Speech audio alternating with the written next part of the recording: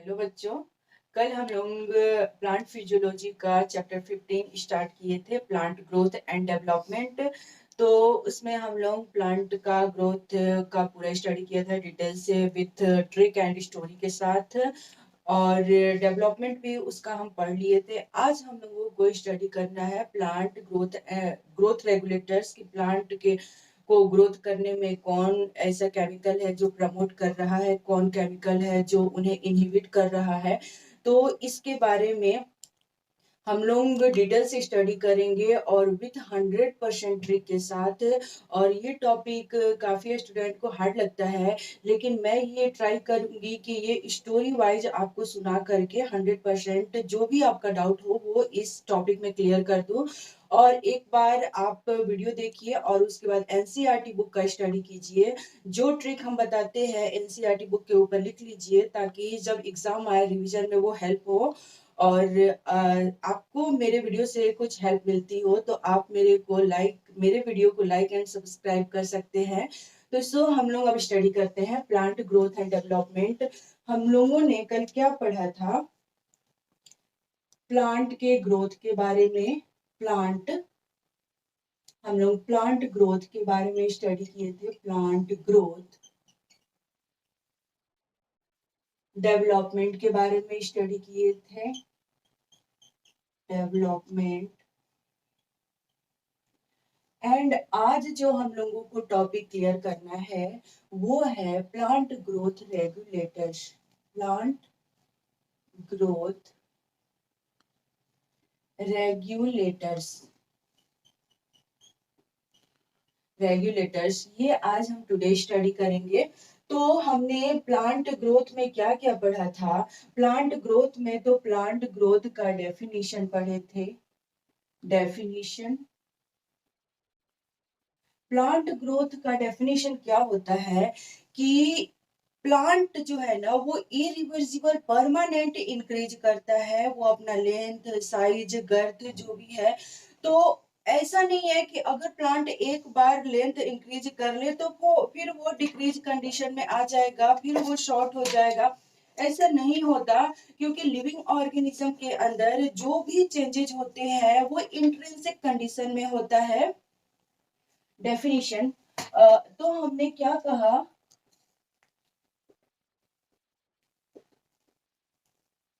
कि plant is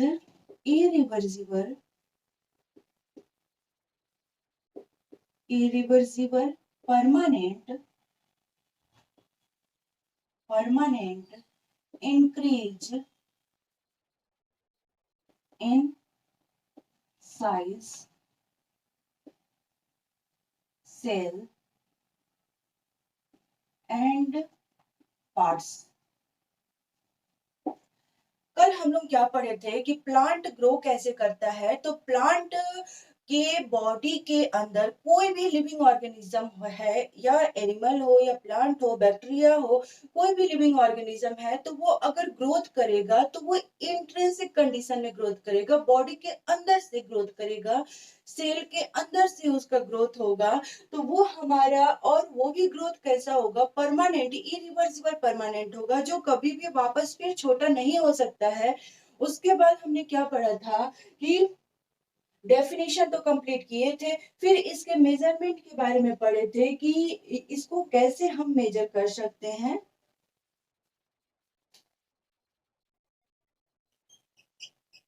ये measurable कैसे होता है। फिर इनके फेज के बारे में हमने स्टडी किया था।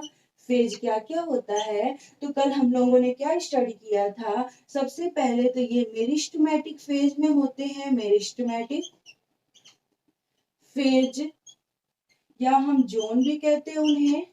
फिर उसके बाद ये अपने साइज इनलार्ज कर लेते हैं। इलोंगेशन, इलोंगेशन फेज, या इसे हम जो भी कहते हैं। फिर लास्ट में आता है परमानेंट फेज। हमने क्या देखा कि परमानेंट फेज में हमारा जो प्लांट है ना, इसका जो एपिकल पार्ट है, यहाँ से ये मेरिस्टेमेटिक सेल ग्रो करेगा, ऊपर जाकर के इलोंगेट होगा, ऊपर जाकर के परमानेंट हो जाएगा, और जब परमानेंट होगा तो रूट हेयर आना स्टार्ट हो जाएगा। तो कुछ फेजेज हमारे इस टाइप से थे। प्लांट ग्रोथ का हमने टाइप भी पढ़ा था, वो था डिटरमिनेट एंड इनडिटरमिनेट। डिटरमिनेट में हमने क्या पढ़ा था कि प्लांट का एक स्पेसिफिक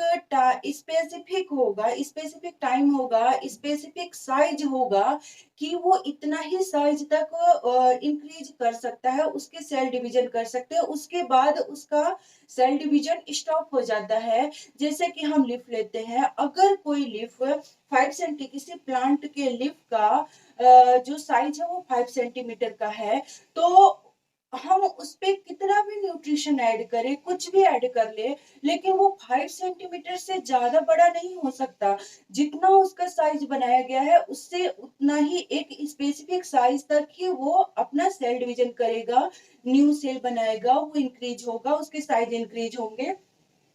और डिटर्मिनेशन में क्या होता है कि एक टाइम होता है कि इनका एज कितना है, सबका टाइम होता है कि अगर प्लांट का टाइमिंग 10 ईयर है और हम उसमें 25 ईयर का न्यूट्रिशन ऐड कर दे, कितना भी मिनरल्स डाले, फॉस्फेट डाले, वाटर डाले, लेकिन फिर भी वो 10 ईयर से ज्यादा नहीं वैल्यूएबल होगा। एक लिमिटेड टाइम के अकॉर्डिंग, एक वैल्यूएबल टाइम के अंडर ही वो उसका सेल डिवीजन होगा, उनके पार्ट ग्रो करेंगे। तो हमने डिटर्मिनेशन एंड इनडिटर्मिनेशन के बारे में पढ़ा था। इसके बाद रेट के बारे में हम क्या पढ़े थे कि प्लांट ग्रोथ में 2 टाइप का रेट होता है, एक अर्थमेटिक, एक जियोमेट्री। अर्थमेटिक में क्या होता है कि अर्थमेटिक में जो मेरिस्टेमेटिक सेल है वो जब न्यू सेल बनाती है तो एक मेरिस्टेमेटिक सेल होगा, एक परमानेंट सेल होगा, फिर न्यू सेल बनाएगी, एक मेरिस्टेमेटिक होगा, एक परमानेंट होगा। लेकिन जियोमेट्री में क्या होता है कि जब मेरिस्टेमेटिक सेल न्यू सेल बनाने जाती है ना, तो वो दोनों के दोनों ही मेरिस्टेमेटिक सेल बनते हैं। फिर अगेन दोनों से 4 मेरिस्टेमेटिक सेल, मतलब कि मेरिस्टेमेटिक सेल की एफिशिएंसी बहुत ज्यादा है, इसमें बहुत ज्यादा इसके पास एफिशिएंसी है कि ये मेरिस्टेमेटिक सेल प्रोड्यूस कर रहा है। तो रेट में हमने कल पढ़ा था अर्थमेटिक एंड जियोमेट्रिक। इसमें क्या होगा कि एक मेरिस्टेमेटिक सेल डिवाइड होकर के एक परमानेंट, एक मेरिस्टेमेटिक सेल बनाती है। सो इसके पास मेरिस्टेमेटिक सेल बनाने की एफिशिएंसी उतना ज्यादा नहीं है जितना ज्यादा जियोमेट्री के पास है। तो हम इसे अगर कंपैरिजन करें, तो सपोज हम 5 सेंटीमीटर का एक लिफ लेते हैं और एक जगह 55 सेंटीमीटर का लिफ लेते हैं, और दोनों के सेल में हम देखते हैं कि अगर 5 5 सेंटीमीटर का ग्रो हो रहा है, तो दोनों में देखें कि 5 सेंटीमीटर का, वो 5 सेंटीमीटर स्क्वायर अगर उसका एरिया कवर किया तो वो 10 सेंटीमीटर हो गया, और 55 सेंटीमीटर वाला एरिया कवर किया तो वो 60 सेंटीमीटर हो गया। हम देख रहे हैं कि दोनों सेम एरिया कवर करने की कोशिश कर रहे हैं। लेकिन अगर हम इफिशियंसी की बात करें, तो जो 5 सेंटीमीटर वाला है ना, वो केवल 5 सेंटीमीटर है, तब वो 5 सेंटीमीटर का एरिया ग्रो कर रहा, और ये 55 सेंटीमीटर होते हुए केवल 5 सेंटीमीटर का ही एरिया ग्रो कर रहे हैं, एरिया कवर कर रहे हैं। तो 5 सेंटीमीटर वाले की इफिशियंसी ज्यादा हो गई, जिसे हम एब्सोल्यूट कहते हैं, और 55 सेंटीमीटर वाले की इफिशियंसी कम हो गई, जिसे हम रिलेटिव कहते हैं। इसमें कुछ कंडीशंस थे जिसकी वजह से प्लांट हमारा ग्रो नहीं कर पा रहा था, जैसे कि टेम्परेचर देते हैं, सनलाइट देते हैं, वाटर देते हैं, गैसेस अगर हम कम अमाउंट में दे तो हमारा प्लांट ग्रोथ रुक जाता है। तो ये कंडीशन है, अगर ज्यादा अमाउंट में दे तो भी रुक जाता है। तो उसके लिए उसके अकॉर्डिंग एप्रोप्रिएट कंडीशन में ही, उसके सिचुएशन के अकॉर्डिंग ही, या जितना उसे चाहिए उतना देने पर इसका कंडीशन सही रहता है। हमने डेवलपमेंट के बारे में क्या पढ़ा था कि प्लांट क्या होता है कि अपने चाइल्डहुड से जब मैच्योर स्टेज में डेथ हो जाता है, बूढ़ा हो जाता है, उसमें बहुत सारे चेंजिंग देखने को मिलते हैं। तो ये हमारा हो जाता है डेवलपमेंट। इतने सारे चेंजिंग है ना, जर्मिनेशन से लेकर के डेथ के बीच में जो जो भी उसके बॉडी के अंदर से चेंजिंग हो रहा है, वो हमारा हो जाएगा डेवलपमेंट। हमने कल क्या डेवलपमेंट में कुछ और टर्म थे, डिफरेंशिएशन, डी डिफरेंशिएशन एंड रीडिफरेंशिएशन। जब मेरिस्टेमेटिक सेल वो परमानेंट सेल बनाता है, अगर कोई मेरिस्टेमेटिक सेल है वो परमानेंट सेल बना रहा है, जैसे कि कोई जाइलम का वेसल्स बना रहा है, जाइलम ट्रैकेट्स, अगर जाइलम का ट्रैकेट्स बना रहा है तो ये हमारा मेरिस्टेमेटिक है, ये परमानेंट है। तो अगर पहली बार मेरिस्टेमेटिक परमानेंट सेल बनाया है, इसे हम कहते हैं डिफरेंशिएशन। डिफरेंट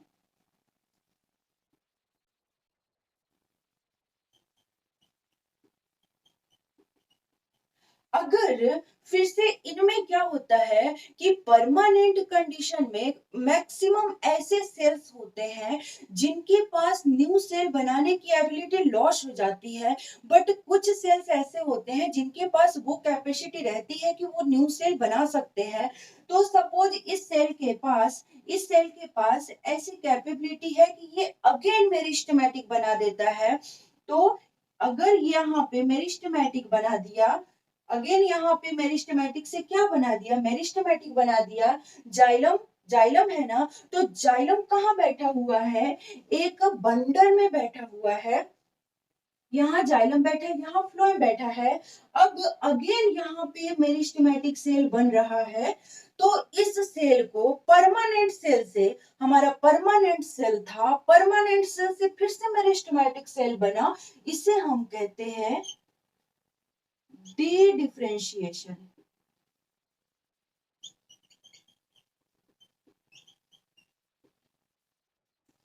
अगर ये फिर लास्ट में कंप्लीट परमानेंट सेल बना देता है, उसके बाद अब मेरिस्टेमेटिक बनने की कैपेसिटी बिल्कुल भी नहीं है, वो हमारा हो जाएगा रीडिफरेंशिएशन। री डिफरेंशिएशन। और हमने कल क्या पढ़ा था, कुछ प्लास्टिसिटी के बारे में पढ़े थे कि प्लास्टिसिटी में भी क्या होता है, प्लास्टिसिटी भी डेवलपमेंट का ही पार्ट है। क्यों? क्योंकि डेवलपमेंट में चेंजिंग होता है। क्या चेंजिंग होता है कि फर्स्ट फेज से सेकंड फेज में जा रहे हैं, तो उनमें क्या चेंजिंग है। तो प्लास्टिसिटी में हम क्या देखते हैं कि कुछ प्लांट है वो जब जुवेनाइल फेज होता है तो उनके लीफ का स्ट्रक्चर डिफरेंट अलग होता है। जब वो मैच्योर कंडीशन में जाता है तो उनके लीफ का स्ट्रक्चर चेंज हो जाता है। तो ये हमारा प्लास्टिसिटी कहलाता है। और प्लास्टिसिटी में फेस तो मैटर करता ही है, इन्वायरमेंट भी मैटर करता है। जैसे हम सपोज वाटर के अंडर हम कोई प्लांट ऐसा ग्रो कराने की कोशिश कर रहे हैं और वो वाटर के बाहर भी ग्रो कर सकता है, तो हम देखते हैं कि जब तक वाटर के अंदर है तब तक उसका लीफ छोटा छोटा सा लीफ बन रहा था। जैसे ही वाटर लेवल से ऊपर गया तो हम क्या देखे कि उसके लीफ के साइज बढ़ गए हैं। तो अगर इतना लीफ के साइज में डिफरेंट है, फेज चेंज होने की वजह से लीफ का साइज चेंज हो जा रहा है, इन्वायरमेंट चेंज होने की वजह से लीफ का साइज चेंज हो जा रहा है। इस लिफ्ट के साइज को चेंज होने को डिफरेंट डिफरेंट फेज में, डिफरेंट डिफरेंट इन्वायरमेंट में लिफ्ट के साइज चेंज होने के कंडीशन को हम हेट्रोफिली कहते हैं। हमने प्लास्टिसिटी किया खत्म। अब हमारा कल का ये कवर हो गया। आज हम लोग न्यू स्टडी करते हैं कि प्लांट अगर ग्रोथ कर रहा है तो ये किसकी वजह से ग्रोथ कर रहा है। अगर प्लांट का ग्रोथ शट डाउन हो जाता है, रुक जाता है, तो वो किसकी वजह से रुक जाता है, उस केमिकल के बारे में किसने पता लगाया कि, और उस केमिकल को कैसे आइसोलेट किया गया।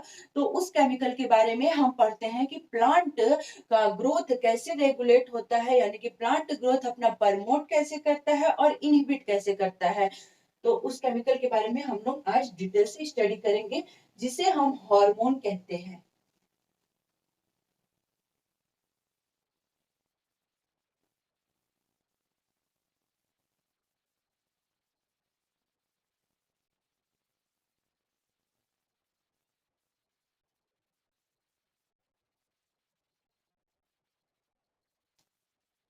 Plant growth regulators. Plant growth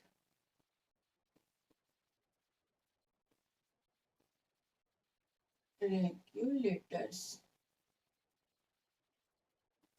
plant growth regulators, क्या इसे हम प्लांट हार्मोन्स भी कहते हैं? Plant hormone. हार्मोन एक केमिकल होता है जो स्टिमुलेट करता है या इनहिबिट करता है कि तुमको ये काम करना ही करना है, तुमको ये काम नहीं करना है। तो ये हमारा प्लांट ग्रोथ है, प्लांट हार्मोन है। अब कौन कौन से ऐसे हार्मोन है जो प्लांट को ग्रो करने के लिए स्टिमुलेट करते हैं, और कौन से ऐसे हार्मोन है जो प्लांट के ग्रो को स्टॉप करने के लिए स्टिमुलेट करते हैं, उन हार्मोन के बारे में पढ़ेंगे। तो सबसे पहले दुनिया में प्लांट हार्मोन आया, उस हार्मोन का नेम है ऑक्सीन। ऑक्सीन को हम इंडोल कंपाउंड भी कहते हैं। Indole indole compound. फिर जो सेकंड आया वो है हमारा साइटोकाइनिन। साइटोकाइनिन, इसे हम एडेनिन डिराइवेटिव्स भी कहते हैं। एडेनिन डिराइवेटिव्स। फिर थर्ड जो आया हार्मोन वो है जिबेरेलिन।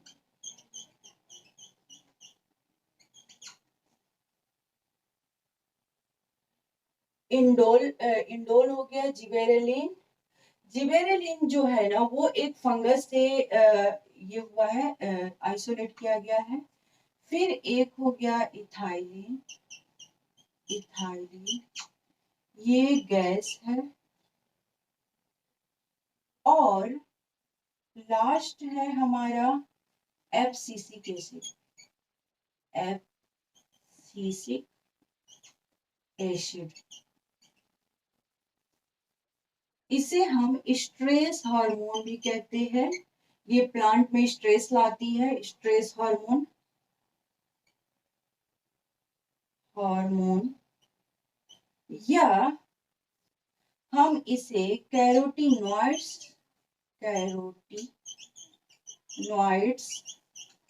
डिराइवेटिव्स भी कहते हैं। डिराइवेटिव्स। अच्छा, जिबेरेलिन को हम तारपीन भी कहते हैं। तारपीन। हमने क्या देखा कि फाइव ऐसे केमिकल हैं जो प्लांट के ग्रो करने के लिए स्टिमुलेट कर रहे हैं और प्लांट के ग्रो को स्टॉप करने के लिए भी स्टिमुलेट कर रहे हैं, जिन्हें अलग अलग नेम से जाना जाता है। सबसे पहला हार्मोन, प्लांट हार्मोन दुनिया में आया जिसके बारे में हमारे साइंटिस्ट ने पता लगाया, वो है ऑक्सीन, और उसको हम इंडोल कंपाउंड कहते हैं। और सेकेंड, इसका बहुत ही प्यारा सा दोस्त जिसके साथ मिल करके कुछ काम करता है, उसे हम कहते हैं साइटोकाइनिन। इसे हम एडेनिन डिराइवेटिव्स भी कहते हैं। और थर्ड कंपाउंड जो आया, थर्ड केमिकल जो हमारे साइंटिस्ट ने पता लगाया, वो है जिबेरेलिन। ये तारपीन से आता है। और फोर कंपाउंड जो है इथाइलिन। इथाइलिन एक ऐसा गैस है जो हमारे रॉ फ्रूट को ये राइप करने में हेल्प करते हैं। और फ्रूट को राइप करने का इनके पास बहुत ही हाई इफिशियंसी होता है, पावर होता है। एब्सिसिक एसिड, ये एब्सिसिक एसिड है ना, इस जिबेरेलिन का पक्का दुश्मन है। ये सब चीज को इनहिबिट करता है, जो भी आगे ये लोग बढ़ाने का काम करते हैं, लेकिन ये क्या काम करता है, उसके ग्रो को रोकता है, उसके मेटाबॉलिज्म रिएक्शन को रोकता है, उसके जर्मिनेशन को रोकता है, लेकिन डोरमेंसी को बढ़ावा देता है और स्टूमुलेट ये स्टोमेटा को क्लोज करता है। तो ये जितना भी इनहिबिशन का काम होगा, मैक्सिमम एफसीसिक एसिड का काम है। तो हमारे प्लांट को ग्रो कराने में कौन केमिकल मदद कर रहा है, तो ये जो तीनों है ना, ये प्रमोटर्स हैं।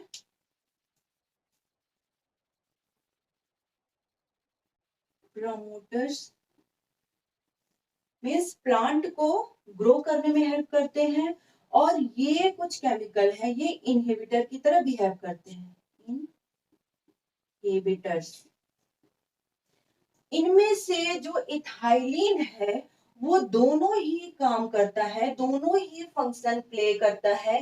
कौन कौन सा, तो ये प्रमोट भी करता है और इनहिबिट भी करता है। लेकिन इसका जो मेजर काम है, मेजर फंक्शन, इसका मेजर जो फंक्शन है ना, वो प्रमोट करने का है, प्रमोट करने का। एंड माइनर फंक्शन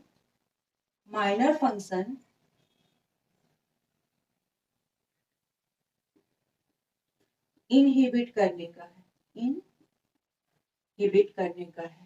तो हमने हमने क्या पढ़ा कि हमारे साइंटिस्ट फाइव केमिकल का डिस्कवर किए, जिसकी वजह से प्लांट ग्रोथ बहुत फास्ट होता है, जिसकी वजह से प्लांट ग्रोथ रुक जाता है। तो वो 5 केमिकल ये हैं। अब हम इस 5 केमिकल को एक एक करके स्टडी करेंगे और 100% इस केमिकल के बारे में हम जानकारी लेंगे और अपना डाउट क्लियर करेंगे। जो भी इसके बारे में थोड़ा बहुत गलत फहमी थी कि ये नहीं आता है, ये बहुत हार्ड है, इसको हम सीरियली वाइज से पढ़ने की कोशिश करेंगे। तो सबसे पहले हम क्या देखें कि ये हमारा प्लांट है, ये हमारा क्या है, प्लांट है।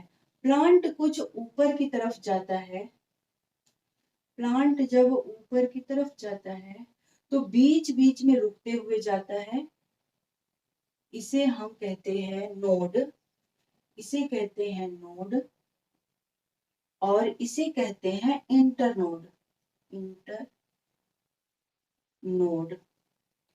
फिर हमने क्या देखा, इंटरनोड पे न तो लीफ ग्रो होता है, न ही कुछ भी बर्ड हो गया वो ग्रो होता है, न ही इस पे थॉर्न ग्रो होता है, या न ही इस पे टेंड्रिल ग्रो होता है। जो भी बनना होगा, जो लेटरल ब्रांचेज है, वो भी इधर से ग्रो करेगा। इससे कुछ इंटर नोड से कुछ नहीं ग्रो करता, जो भी ग्रो करता है वो नोड से ही ग्रो करता है। तो यहाँ पे सपोज लीफ बन गया, और यहाँ हमारा ऐसे कुछ करके बर्ड बन गया, और ये हुआ हमारा एपिकल पार्ट, ऐसे कुछ एपिकल पार्ट है, ओके। और नीचे वाला पार्ट है रूट। तो हमें पता करना है कि किस हार्मोन की वजह से प्लांट इतने फास्ट ग्रो कर रहे हैं।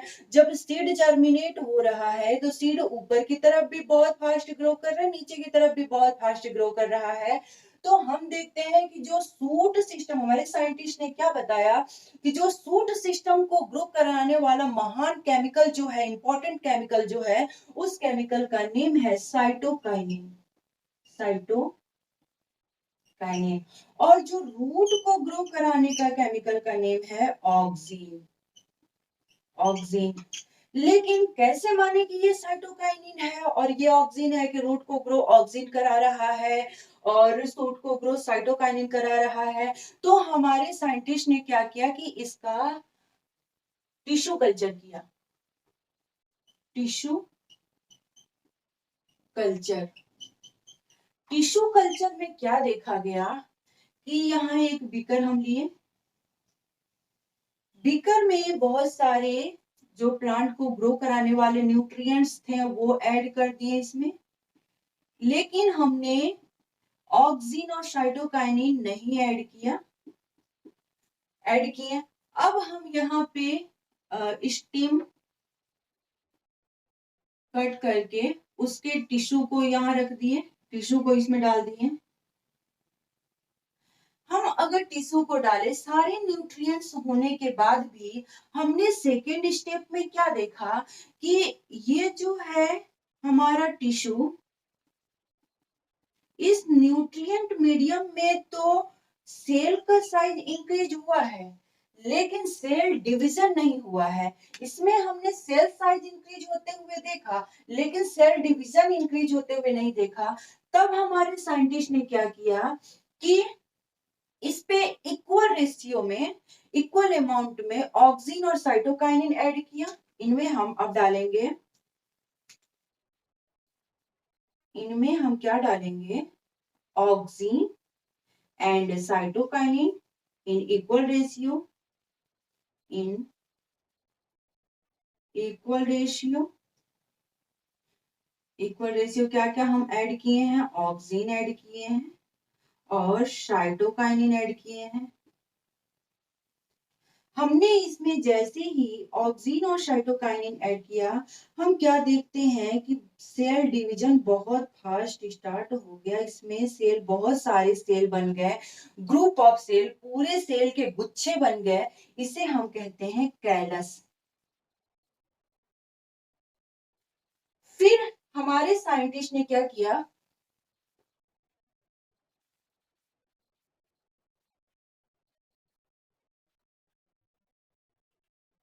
फिर इसे लेकर के हम क्या करते हैं कि इस बीकर में न्यूट्रिएंट्स तो है ही, इसमें हम ये सेल तो ऐड करते ही हैं, जो भी सेल मल्टीप्लाई किए हुए हैं टिश्यू, और इसके बाद हम इसमें साइटोकाइनिन डालते हैं, साइटोकाइनिन ऐड करते हैं। जैसे हम साइटोकाइनिन इसमें ऐड किए हम कुछ टाइम बाद देखते हैं कि यहाँ से सूट ग्रो होने लगा है, यहाँ से शूट बनने लगा है इस पे। इसके बाद हम क्या देखे, अगेन हमने क्या किया कि इस न्यूट्रिएंट मीडियम में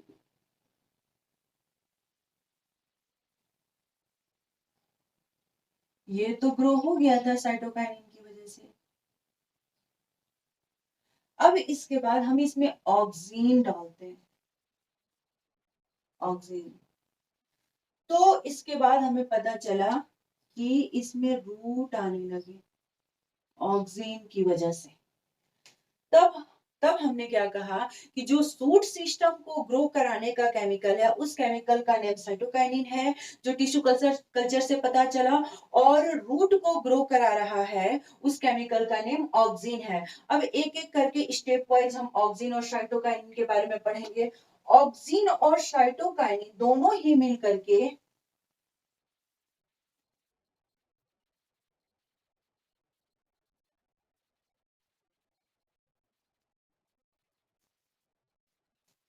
ऑक्सीन और साइटोकाइनिन दोनों ही, दोनों का मतलब हम लिख सकते हैं सिनर्जेस्टिक। बोथ, ये दोनों क्या काम करती है, सेल डिवीजन का काम करती है, सेल डिवीजन। कैसे सेल डिवीजन, सपोज ये सेल है तो इनको माइटोसिस करेगी, माइटोसिस, माइटोसिस की, तो यहाँ पे सेल का डिवीजन नहीं हुआ लेकिन न्यूक्लियस डिवीजन हो गया। इसे हम कैरियोकाइनेसिस कहते हैं, कैरियोकाइनेसिस। लेकिन अगेन आकर के यहाँ पे क्या हो गया कि सेल का डिवीजन हो गया, इसे हम कहते हैं साइटोकाइनेसिस, साइटोकाइनेसिस या सेल डिवीजन। मतलब कि कहने का ये हमारा मतलब है कि ऑक्सिन और साइटोकाइनिन सिनर्जेस्टिक जो है दोनों ही मिलकर के सेल डिवीजन करती है, सेल डिवीजन स्टार्ट करती है। सबसे पहले माइटोसिस करेगी, फिर कैरियोकाइनेसिस करेगी, फिर साइटोकाइनेसिस करेगी, इनका सेल डिवीजन होगा कंप्लीट। ये दोनों दोस्त मिलकर के ऐसा काम करती है। लेकिन अगर सूट को ग्रो कराना होगा तो मैक्सिमम साइटोकाइनिन करती है, और रूट को ग्रो कराना होगा, ज्यादा से ज्यादा रूट को ग्रो कराना होता है तो हमारी ऑक्सिन करती है। अब हम ऑक्सिन के बारे में पढ़ते हैं कुछ इंपॉर्टेंट बातें। ऑक्सिन,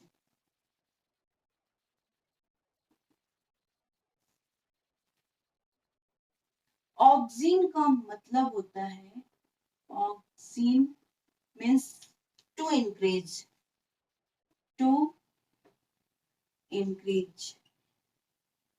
और सबसे पहला ये हार्मोन है, फर्स्ट केमिकल डिस्कवर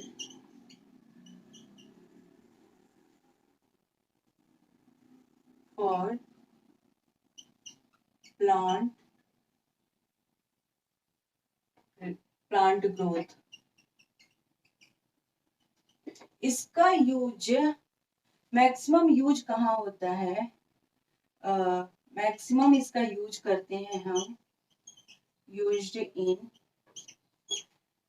एग्रीकल्चर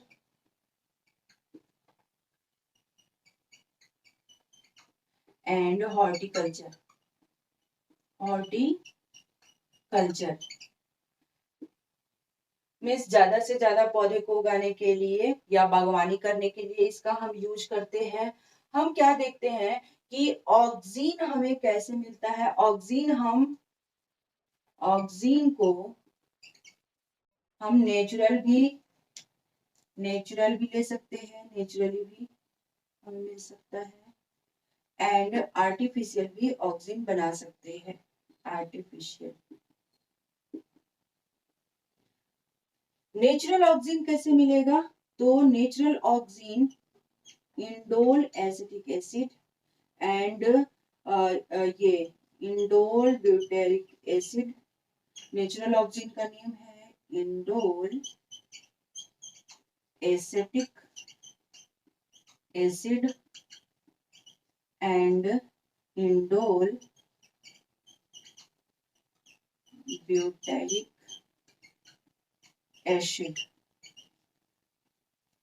और इसके आर्टिफिशियल ऑक्सीजन का नेम है नेफ्थलीन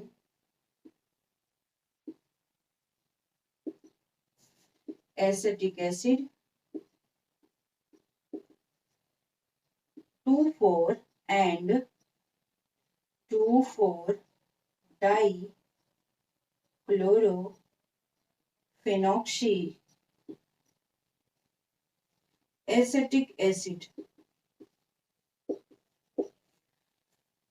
हमें नेचुरल भी मिलता है प्लांट से और हम आर्टिफिशियल भी बना सकते हैं। सबसे पहले एनिमल में नेचुरल ऑक्सीजन का पता लगाया गया, वो ह्यूमन के यूरिन से हमें मिला। ह्यूमन यूरिन में हमें सबसे पहला एनिमल ऑक्सीजन मिला। Animal oxygen. लेकिन हमारे साइंटिस्ट को हजम नहीं हुई।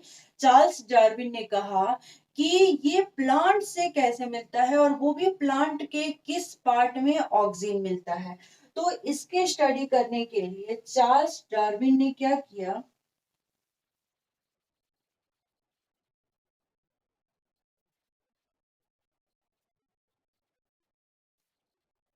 डार्विन एक्सपेरिमेंट किए। डार्विन्स एक्सपेरिमेंट, डार्विन साहब ने एक्सपेरिमेंट किया। इस एक्सपेरिमेंट के लिए वो क्या किए कि एक स्टीम लिए, स्टीम, वो एक स्टीम लेते हैं और ये स्टीम हो गया सपोज, और इस पे सनलाइट एक्सपोज कराते हैं। Exposure of sunlight. तो वो कुछ टाइम बाद क्या देखते हैं, ये जो स्टीम है ना, ये बैंड हो गया है, बैंड हो गया। फिर उन्होंने क्या किया कि टिप पॉइंट पे, ये पहला स्टेप कराया, पहला एक्सपेरिमेंट किया। फिर हमारे डार्विन साहब क्या किए, इस टिप पॉइंट को ही कट कर दिए। कट कर दिए तो क्या देखे, फिर लाइट एक्सपोज किए, सनलाइट एक्सपोज किए। और फिर उन्होंने क्या देखा कि ये कट करने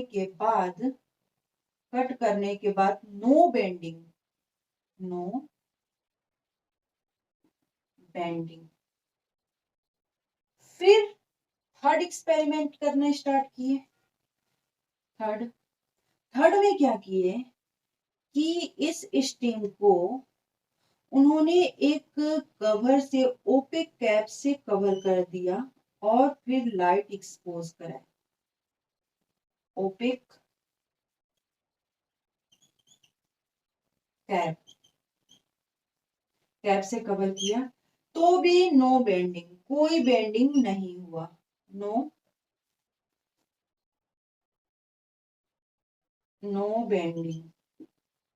फिर अगेन इन्होंने क्या किया, फोर स्टेप में, कि इस स्टीम को एक ट्रांसपेरेंट कवर से कवर किया। ट्रांसपेरेंट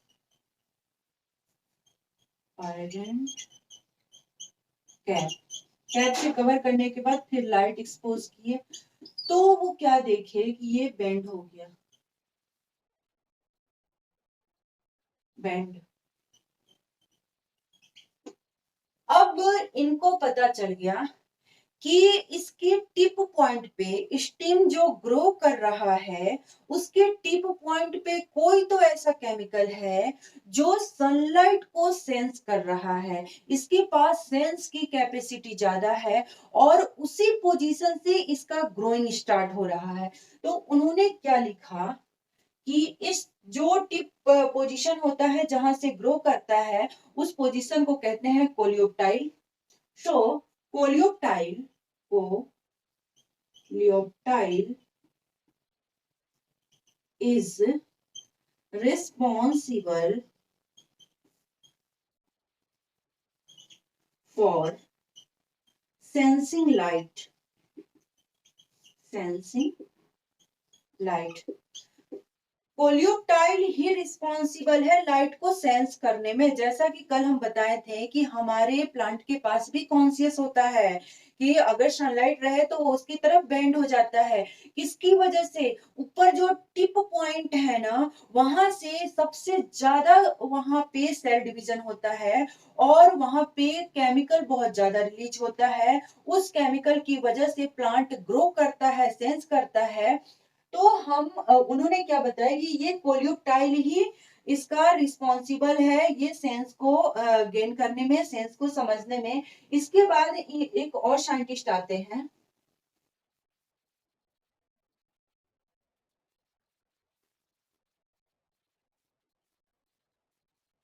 उन्होंने इसका नेम नहीं बताया कि ये केमिकल कौन सा है।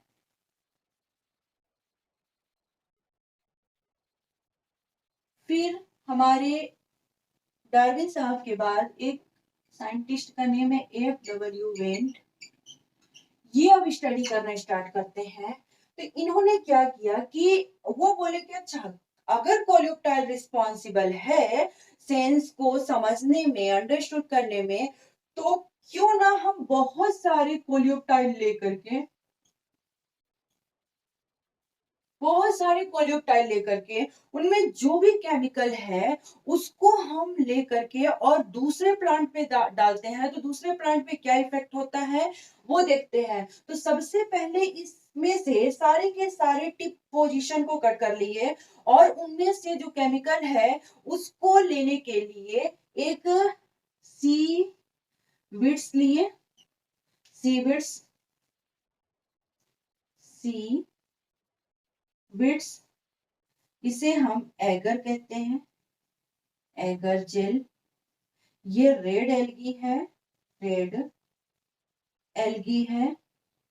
इस पे उन्होंने क्या किया कि सारे के सारे कोलियोप्टाइल को इसके ऊपर रख दिए, सारे जितने भी कोलियोप्टाइल थे सारे के सारे कोलियोप्टाइल को इसमें रख दिए। अब इनमें से कुछ सारे के सारे बहुत सारे केमिकल इसमें रिलीज होने लगे, बहुत सारे केमिकल इनमें से आने लगे। ये है कोलियोप्टाइल,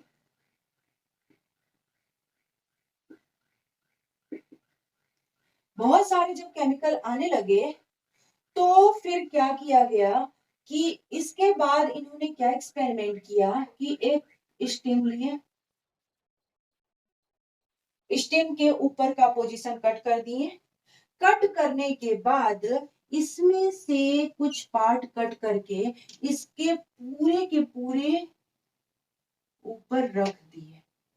फिर उसके बाद उन्होंने सनलाइट एक्सपोज किया, सनलाइट एक्सपोज किया तो देखते हैं कि नो बेंडिंग, नो बेंडिंग, कोई बेंडिंग नहीं हुआ। और उन्होंने क्या कहा था कि इसमें जो केमिकल है ना, डार्विन ने क्या कहा था कि इसमें जो केमिकल है, कोलियोप्टाइल से जो केमिकल निकल रहा है, इसी की वजह से, उस केमिकल की वजह से उस सेल्स को वो समझ पा रहा था। लेकिन ये कहा कि अच्छा ठीक है, अगर केमिकल की वजह से रिस्पॉन्सिबल है कोलियोप्टाइल, तो बहुत सारे कोलियोप्टाइल के केमिकल हम निकाल करके और उसे दूसरे प्लांट के ऊपर कवर कर देते, उसका कोलियोप्टाइल हटा करके, तब तो ये इसको बहुत ज्यादा बेंड हो जाना चाहिए। लेकिन ये तो बेंड नहीं हुआ। फिर ये दूसरा कंडीशन, दूसरा एक्सपेरिमेंट क्या किए कि ये एक कटा हुआ स्टीम लिए और स्टीम के ऊपर इसके पीसेस जहां पे बहुत सारे हैं साइड में रख दिए, उस साइड में।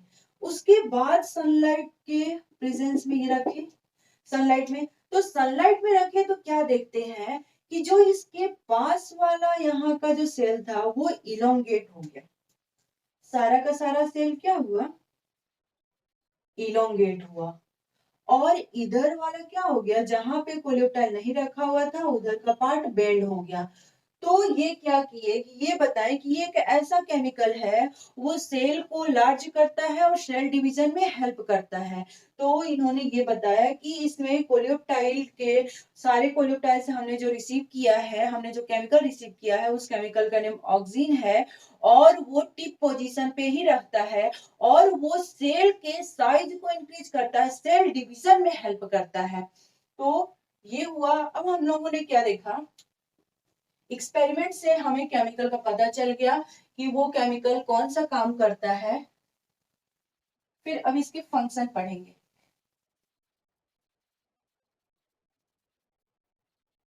फंक्शन ऑफ ऑक्सीन,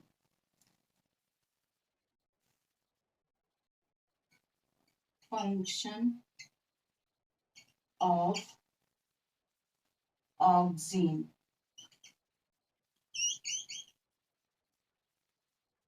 तो एक हम ट्रिक लिखेंगे इसमें, इसका फंक्शन याद करने के लिए।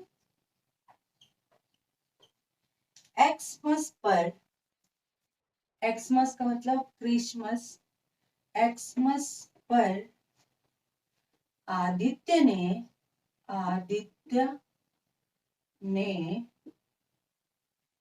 सेलिना को, सेलिना को रोज फ्लावर दिया, रोज फ्लावर दिया। एक्स, इसमें से एक्स पिक करेंगे, P A R F, X, X means xylem, differentiation,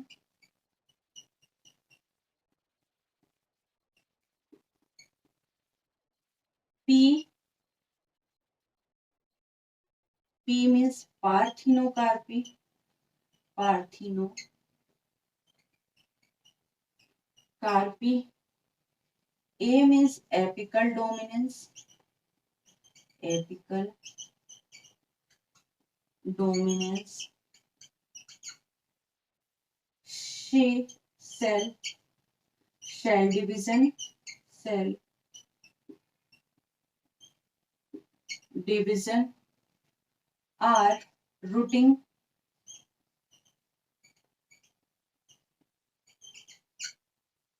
F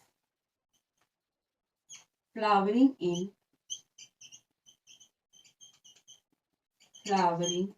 in pineapple.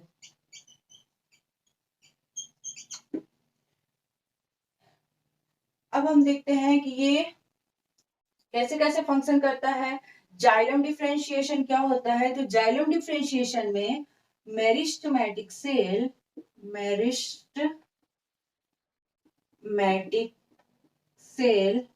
Permanent cell बना रही थी,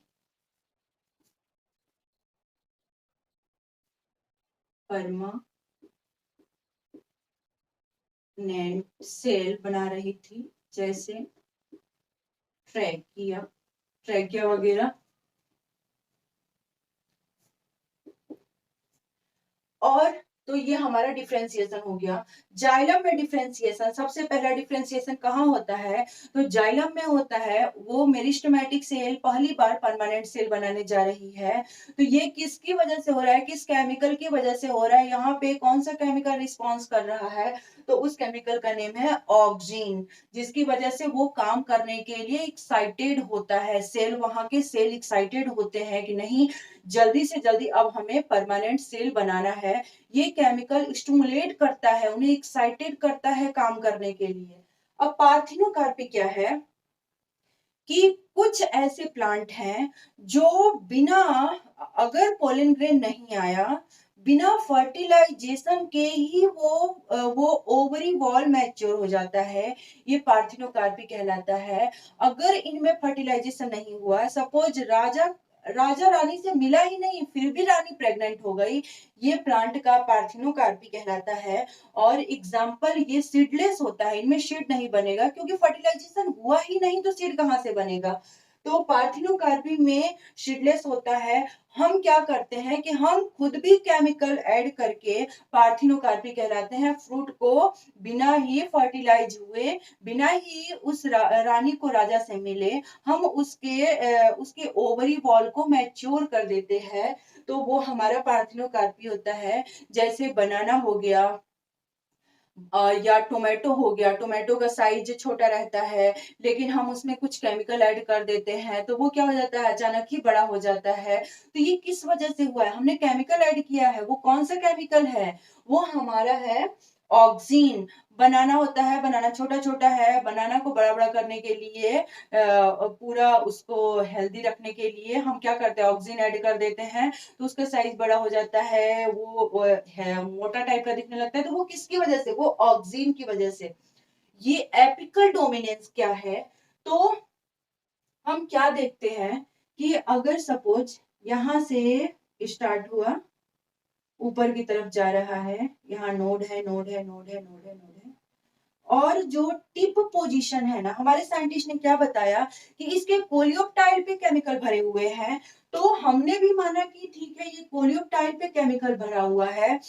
और ये क्या काम करता है कि जब तक से खुद ग्रो हो रहा है, लेंथ इसका इंक्रीज हो रहा है, ये कहता है कि लेटरल, इनमें जो यहां से लेटरल आने वाली है, जो इधर से आने वाली है, इधर से ब्रांचेज आने वाले हैं, उस ब्रांचेज को स्टॉप करता है, उसे डोमिनेट करता है। कहता है कि नहीं, जब तक से मैं बढ़ रहा हूं, तब तक से तुम्हें बढ़ने की कोई जरूरत नहीं है। इसे डोमिनेट करके ये रखता है। ये तो यहाँ पे ये क्या हो जाता है, इसमें डॉर्मेसी हो जाता है, ये नहीं बढ़ता है। इसमें सारा न्यूट्रिएंट्स है बढ़ने का, इसके पास सारी कैपेबिलिटी है कि वो इसकी तरह ये भी आगे बढ़ सके। लेकिन ऊपर वाला पार्ट क्या करता है, कोलियोप्टाइल क्या करता है कि लेटरल को बढ़ने ही नहीं देता है। अगर बाय द वे कभी कभी क्या होता है कि इसका एपिकल ही टूट जाता है, तो उस कंडीशन में सारे प्लांट के पास इंफॉर्मेशन पहुंचता है कि प्लांट का जो एपिकल पार्ट है, जो ज्यादा से ज्यादा केमिकल रिलीज कर रहा था, जो सेल डिवीजन कर रहा था, जो हमें बढ़ा रहा था, वो कट गया है, वो बॉडी से बाहर हो गया, निकल गया है। तो इस कंडीशन में लेटरल ब्रांचेज आती हैं इनकी मदद करने के लिए कि हम तुम्हारी मदद करेंगे, हम प्लांट को मदद करेंगे जिंदा रखने में। तो यहाँ से इनमें ब्रांचेज आने लगते हैं, इनमें से सारे के सारे। और अगर ये कट जाता है, हम एपिकल को कट करके इसका use maximum T leaf grow करने में करते हैं, ताकि इसके लेटरल साइड में बहुत सारे ब्रांचेज आ जाएं। और ऊपर का साइड अगर जब तक बढ़ेगा तो वो तो बस लेंथ बढ़ेगा, वो तो बढ़ने ही नहीं देगा लेटरल को। इसलिए हम क्या दिमाग लगाते हैं कि ऊपर के कोलियोप्टाइल को ही हम रिमूव कर देते हैं, और तो हम क्या देखते हैं कि हमारा लेटरल का, तो इसलिए बागवानी क्या बताए थे कि वहां पे हॉर्टिकल्चर होता है, तो पूरा का पूरा कवर कर लेता है एरिया को। ये हम क्या करते हैं, इसका एपिकल पार्ट कट कर लेते हैं। शेल डिवीजन तो हमने पढ़ा। और हमारा क्या होता है कि इसमें अगर जो केमिकल भरा है ना, केमिकल नीचे भी काम करता है, नीचे भी आकर के ग्रो कराने के लिए काम करता है। सबको मना करता है तुम तो पढ़ नहीं रहे हो ना, तुम तो लेटरल पार्ट हो, तुम्हारे बढ़ नहीं रहे हो ना, क्योंकि ऊपर बढ़ने के लिए कहा जा रहा है। और ऊपर बढ़ने के लिए ये स्टिमुलेट करता है कि तुम बढ़ो, जल्दी जल्दी बढ़ो, जल्दी जल्दी बढ़ो। तो ये इसका मूवमेंट है, पोलर मूवमेंट होता है, पोलर मूवमेंट। यानी कि ऊपर से नीचे, नीचे से ऊपर, सारे की तरफ सारा काम देख रहा है, सबको काम करने के लिए बोल रहा है, या कुछ लोगों को काम करने के लिए मना कर रहा है। तो ये काम कौन कर रहा है, ऑक्सीन का काम है। अब हम देखते हैं कि ये सेल डिवीजन तो हुआ ही, हमने सेल डिवीजन के बारे में पढ़ा। रूटिंग क्या होता है, सपोज यहाँ है, ये नॉर्मल प्लांट है, इसमें न्यूट्रिएंट साइड है,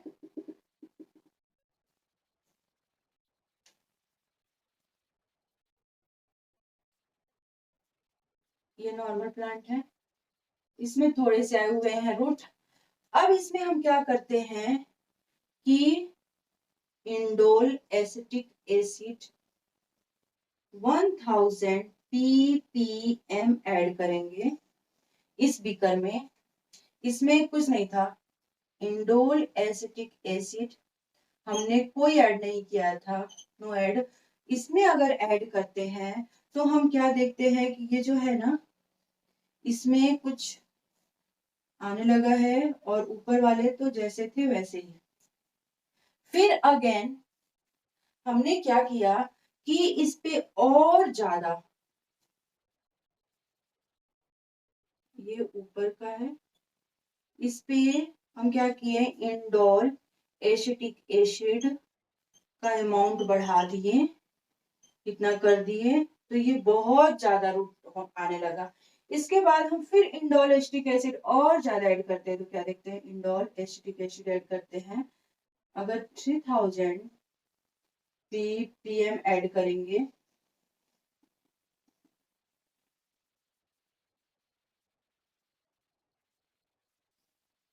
तो ये, तो हमने देख लिया कि इंडोल एसिटिक एसिड का कितना इंपॉर्टेंस है रूट को ग्रो कराने में। ये हो गया रूटिंग। पाइनएप्पल में क्या होता है कि वो पाइनएप्पल बड़ा तो हो जाता है, फ्लावरिंग नहीं कर पाता है। उसको डर लगता है कि कहीं कोल्ड सीजन होगा तो मेरा फ्लावर टूट न जाए, कहीं अगर समर सीजन होगा, बहुत गर्मी होगा तो टूट न जाए, ऑटम आएगा तो उसमें टूट न जाए। इसलिए ये फ्लावरिंग फ्लावरिंग नहीं कर पाता है खुद से। तो इसको फ्लावरिंग करने के लिए स्टिमुलेट कौन करता है, ये है हमारा ऑक्सीन। हमारा ऑक्सीन हुआ 100% खत्म। ऑक्सीन में सबसे पहले ऑक्सीन का पता किसने लगाया, डार्विन ने लगाया। वो भी कहाँ लगाया, प्लांट में लगाया। इसके बाद क्या देखा गया कि ऑक्सीन का मतलब होता है इंक्रीज करना, तो वो रूट सिस्टम को ज्यादा इंक्रीज करता है। लेकिन हमारे डार्विन साहब ने क्या पाया कि कोलियोप्टाइल पे भी बहुत ज्यादा ऑक्सीन का अमाउंट रहता है, जो प्लांट के लेंथ को इंक्रीज करने में हेल्प करता है। बट वो एपिकल एपिकल लेंथ को इंक्रीज करेगा, लेटरल को इंक्रीज नहीं करता है। और हमने क्या देखा कि ये पार्थिनोकार्पी करता है, यानी कि बिना फर्टिलाइजेशन के ही ओवरी वॉल फूल जाता है, ये पार्थिनोकार्पी हो गया। एपिकल डोमिनेंस, साइड के लोगों को ना बढ़ने देना, खुद ही बढ़ना, तो वो हमारा हो गया एपिकल डोमिनेंस। सेल डिवीजन तो करता ही है। रूटिंग जैसे जैसे हमने ऐड किया, रूटिंग ज्यादा होने लगा, और फ्लावरिंग।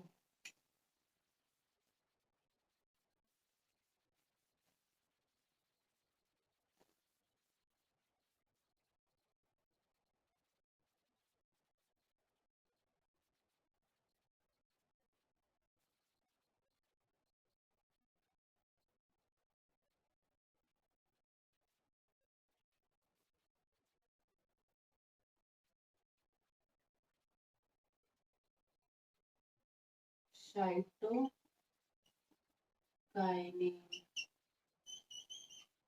साइटोकाइनिन, साइटोकाइनिन क्या है? तो साइटोकाइनिन को हम एडेनिन डिराइवेटिव्स भी कहते हैं। एडेनिन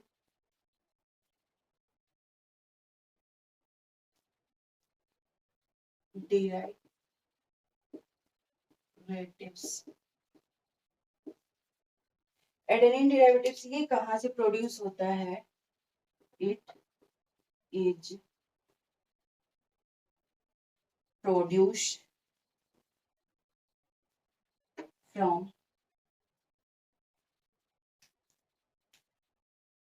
शूट, ये शूट से प्रोड्यूस होता है। सबसे पहले साइटोकाइनिन को कैसे देखा गया?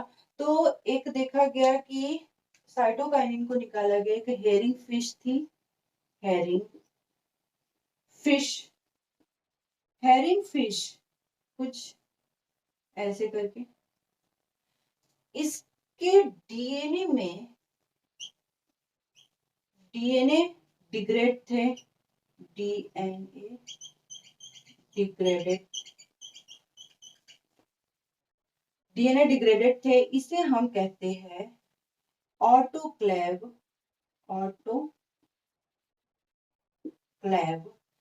और फिर हमने डीएनए के अंदर जाकर देखा, तो उसमें भी जो नाइट्रोजनी बेस थे, एडेनिन, गुआनिन, साइटोसिन, तो उसमें हम देखें कि एडेनिन जो है वो एक सिंपल एडेनिन नहीं है जैसे सब में है, वो मॉडिफाइड एडेनिन है। उस एडेनिन में ग्रुप ऑफ केमिकल है। तो हमने क्या देखा? एडेनिन, मॉडिफाइड एडेनिन देखे उसमें, फाइड एडेनिन जो ग्रुप ऑफ केमिकल था, इसे हम कहते हैं काइनेटिन, काइनेटिन।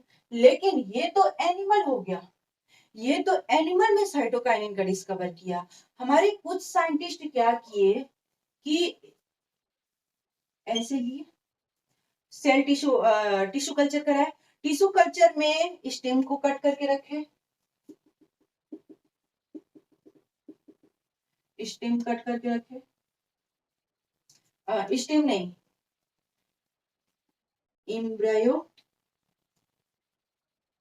सीड इम्ब्रायो को रखे, सीड इम्ब्रायो को जर्मिनेट करने के लिए छोड़े, लेकिन सारे न्यूट्रिएंट्स अवेलेबल होने के बावजूद भी बहुत ज्यादा ये नहीं हो पा रहे हैं। इसके बाद इन्होंने इसमें कोकोनट वाटर ऐड किया, coconut water, coconut water add किया, इसका सेल का साइज बढ़ा, इसमें ऑर्गन्स भी आने लगे। तो ये इन्होंने पाया कि कोकोनट वाटर में जरूर कुछ ऐसा केमिकल है जो सेल का साइज बढ़ा रहा है, सेल डिवीजन में हेल्प कर रहा है। तब उसका नेम रखा गया, वो है हमारा साइटोकाइनिन। क्या पाया गया कि ये साइटोकाइनिन है। फिर उसके बाद इन्होंने क्या किया, फिर से टिश्यू कल्चर कराने की कोशिश की, सीड इम्ब्रायो को लिया, इधर डाइकोट सीड एम्ब्रियो को लिया। इसके बाद इन्होंने कॉर्न कर्नेल ऐड किया, मीन्स मेज को क्रश करके इसमें ऐड किए। फिर इसके बाद ये बहुत ग्रो करने लगा, इसे हम कहते हैं जियाटिन। जियाटिन जो एनिमल में पाया गया, जो एनिमल में हमें काइटिन मिला, आइसोलेट किया गया जिस काइटिन को, उसे काइनेटिन कहते हैं। जो हेरिंग फिश कॉर्डेट है इसमें मिला, इसे हम काइनेटिन कहते हैं। ये एडेनिन डायबेटिक्स होता है। और जो हमें ये मेज से मिला उसे हम जियाटिन कहते हैं। और कोकोनट वाटर में भी काइनेटिन मिलता है। कोकोनट वाटर को पीने पे सेल डिवीजन स्टार्ट होता है, जो पुराने सेल है वो उनको खत्म कर दिए जाते हैं, नए सेल जल्दी जल्दी बनता है। तो इसलिए हमें भी कहा जाता है कोकोनट वाटर पीना चाहिए, मक्का खाना चाहिए, क्योंकि उसमें साइटोकाइनिन होता है।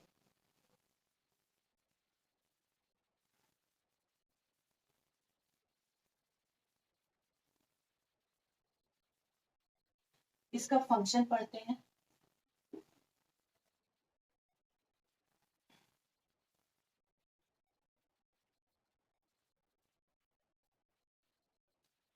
फंक्शन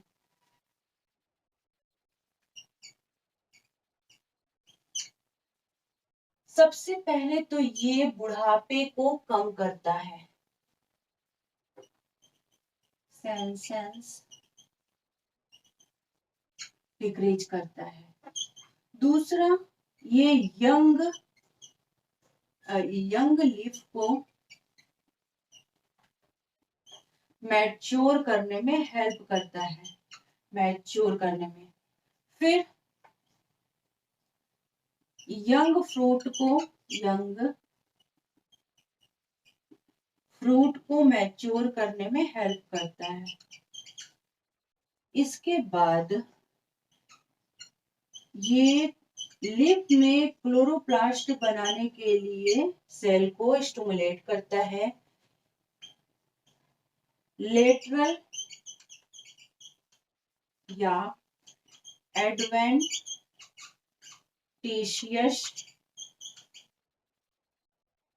स्टेम और लिप बनाता है। जितना भी लेटरल चीज है, जितना भी लेटरल है, वो लेटरल साइड साइड का जितना भी चीज ग्रो करता है वो हमारा साइटोकाइनिन की वजह से ग्रो कर रहा है। हम फंक्शन किसका पढ़ रहे हैं? साइटोकाइनिन। जितना भी लेटरल साइड का ग्रो करेगा, बड ग्रो करेगा, फ्लावर ग्रो करेगा, स्टीम ग्रो करेगा, जितना भी लेटरल साइड के साइज का ग्रो करता है, सब का सब किसकी वजह से होता है? ये हमारा साइटोकाइनिन की वजह से होता है। अगर जितना कोलियोप्टाइल की वजह से बहुत लंबा हो रहा है वो ऑक्सिन की वजह से हो रहा था, रूट रूट बहुत ज्यादा बढ़ रहा था वो ऑक्सिन की वजह से हो रहा था, बिना फर्टिलाइजेशन के ही ओवर इवॉल्व हो रहा था, वो किसकी वजह से हो रहा था? ऑक्सिन की वजह से हो रहा था। और साइटोकाइनिन में क्या होता है? जितना भी लेटरल ग्रोथ होता है सबका सारा का सारा रिस्पॉन्सिबल किसको जाता है? रिस्पॉन्स किसको जाता है? हमारे साइटोकाइनिन को जाता है। अब आगे टर्म है क्या? जिबेरलिन।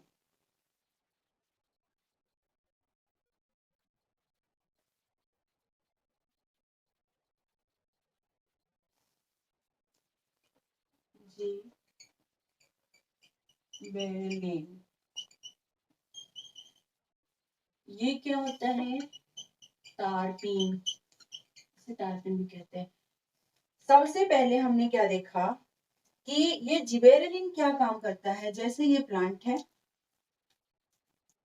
सपोज ये प्लांट हो गया, इसका रूट ग्रो हो रहा था ऑक्सीन की वजह से, और ऐसे ऊपर ऊपर जा रहा था, ये भी ऑक्सीन की वजह से ऊपर जा रहा था, ऑक्सीन की वजह से। लेकिन इसमें क्या होता है कि ये तो ऑक्सीन कर दिया, ब्रांचेज हमारा साइटोकाइनिन बना दिया, लेटरल ब्रांचेज साइटोकाइनिन बना दिया, ऑक्सिन और साइटोकाइनिन का काम हो गया। लेकिन अंदर का जो इंटरनोड है, इंटरनोड बढ़ाने का काम कौन कर रहा है? तो इस इंटरनोड को इंक्रीज करने का काम करता है हमारा ये increase the size of internode. Internode को इंक्रीज करने का साइज कौन कर रहा है? तो ये हमारा कर रहा है जिबेरेलिन। जिबेरेलिन और क्या काम करता है कि अगर सपोज यहाँ अंडर वाटर है कुछ चीज, अंडर वाटर, तो उसके अंडर वाटर के स्टीम को भी इंक्रीज करने में ये हेल्प करता है। और इसका हम एक लिखेंगे ट्रिक, जिबेरेलिन का ट्रिक,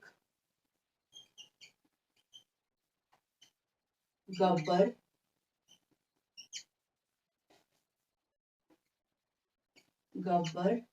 चोर। जी हो गया, बी हो गया, आर हो गया और शी। जितना भी हमारा गन्ना है,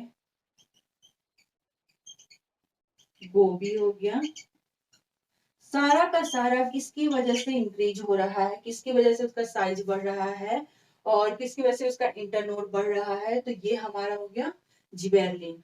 अगर हम बात करते हैं कि बॉल्टिंग मीन्स बीट का साइज इंक्रीज करना, या इसका यूज ब्रेविंग में भी होता है। ब्रेविंग में जैसे कि ब्रेविंग में हम क्या ले, बियर बनाने में जिबेरेलिन का हम यूज करते हैं, जिसे हम कहते हैं माल्टिंग। आर जो आर का मतलब होता है रोशेट। रोशेट में हम क्या लेंगे, पेरेनियल प्लांट लेते हैं, ऐसे वाले प्लांट।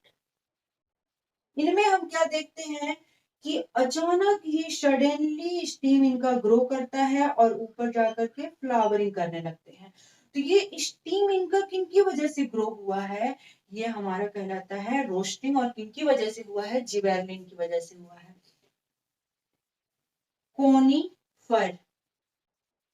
कोनीफर प्लांट जो जिम्नोस्पर्मिक प्लांट है, जो देखने में बहुत लंबे लंबे से दिखते हैं, उनकी इंटरनोड बहुत लंबे लंबे से होते हैं। तो वो किनकी वजह से होता है? वो हमारा होता है जिबेरेलिन की वजह से। जिबेरेलिन में कुछ इतना ही पढ़ना है। आगे हम पढ़ते हैं इथाइलिन। जिबेरेलिन का पक्का जो दुश्मन है उसे हम कहते हैं abscisic acid.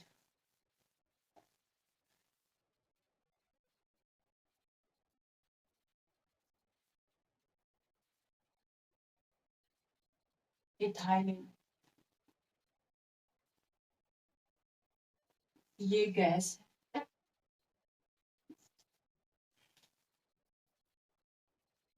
It it is highly effective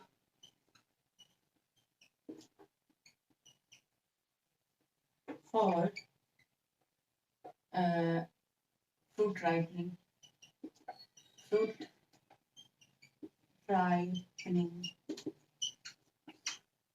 ये फ्रूट को राइप करने में बहुत ज्यादा इफेक्टिव गैस है। जैसे हम एग्जांपल लेते हैं, एग्जांपल हम रॉ मैंगो लेते हैं।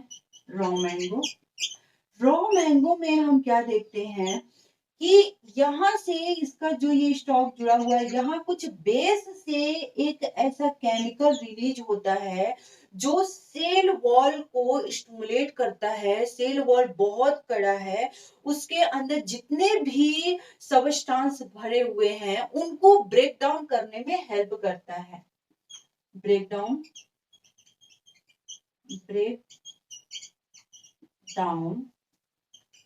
The cell walls substance. इसके अंदर अगर सेल वॉल का सब्सटेंस क्या हुआ, थोड़ा सा लूज हुआ, जो भी सेल वॉल जिस चीज से बने हुए हैं, सेलुलोज से, कार्बोहाइड्रेट से बने हुए, वो थोड़ा सा लूज हुआ, उसके अंदर क्या गया, हमारा इथाइलिन, ये गैस गया, ये गैस अंदर की तरफ जाता है और यहाँ से कंटिन्यू गैस आता है और फिर यहाँ जाता है, फिर कंटिन्यू यहाँ से यहाँ जाता है। उसके बाद हम क्या देखते हैं कि एक ऐसा कंडीशन आता है कि इनमें जो स्टार्च भरे हुए हैं ना, ब्रेक डाउन हो जाते हैं, break down the starch into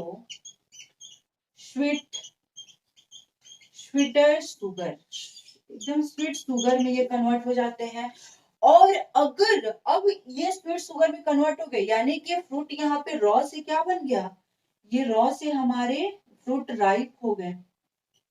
अब राइप फ्रूट में और ज्यादा से ज्यादा क्या होगा कि ज्यादा से ज्यादा इनका इथाइलिन गैस निकलता है और फिर खुद पे अटैक करता है और उसके बाद हमारा रोटन होने लगता है, सड़ने लगता है, और सड़े हुई चीजों से तो और ज्यादा निकलता है इथाइलिन गैस।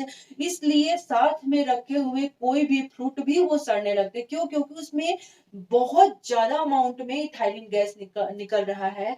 और इनमें क्या देखा गया कि जैसे कि कोल फैक्ट्री था, उसमें से कुछ ऐसे गैसेस निकल रहे थे जो वहां के फ्लावर को सेनेसेंस कर रहे थे, फ्लावरिंग को, जितने भी फ्लावर हो रहे थे उन्हें गिरा दे रहे थे, उनकी लिफ गिर जा रहे थे। उनके बाद छोटे छोटे जो फ्रूट थे वो एकदम अभी जुवेनाइल फेज में ही वो क्या हो रहे थे कि मैच्योर हो जा रहे थे, उनके सेल वॉल एकदम लूज और स्टार्च भी ब्रोकन डाउन। तो पता लगाया गया तो वो हमारा इथाइलिन गैस मिला, इथाइलिन गैस की वजह से प्लांट पे इतना ज्यादा इफेक्ट पड़ा था। तब हमारे एक साइंटिस्ट आते हैं,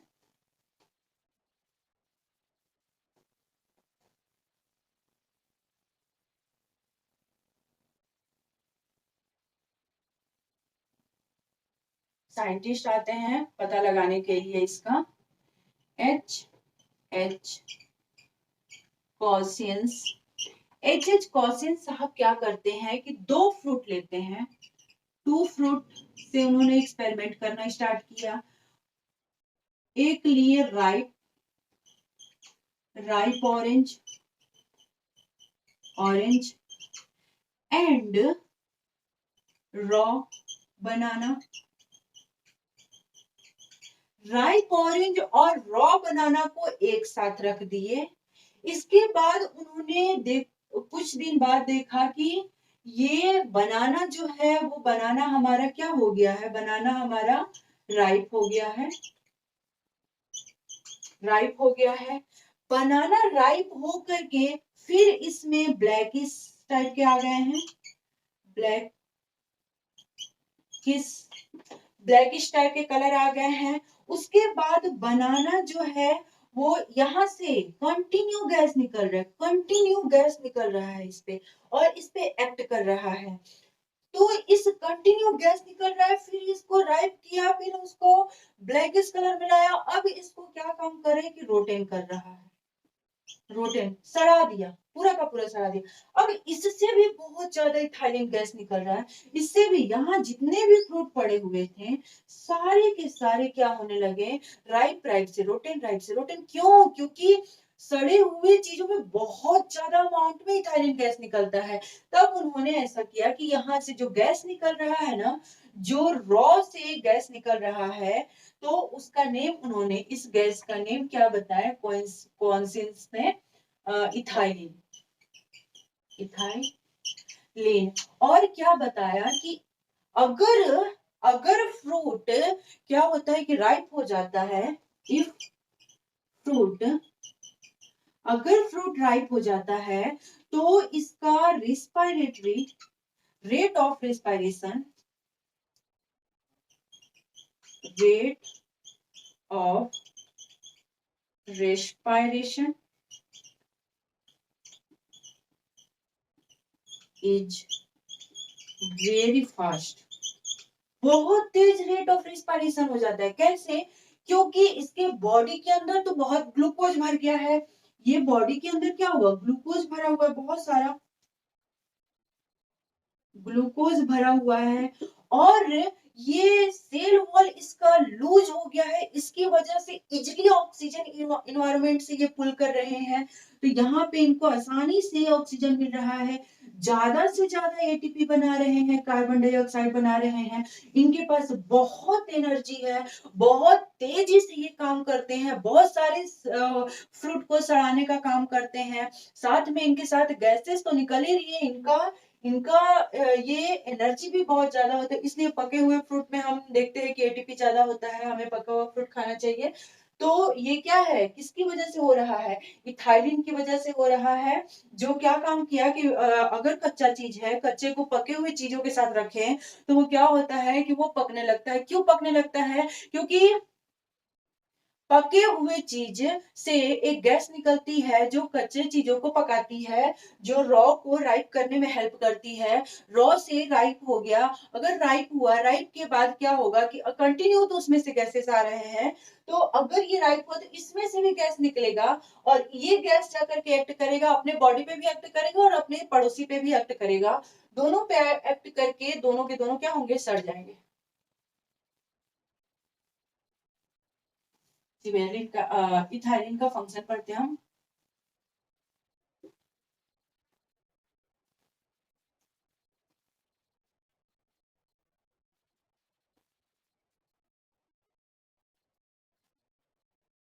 फंक्शन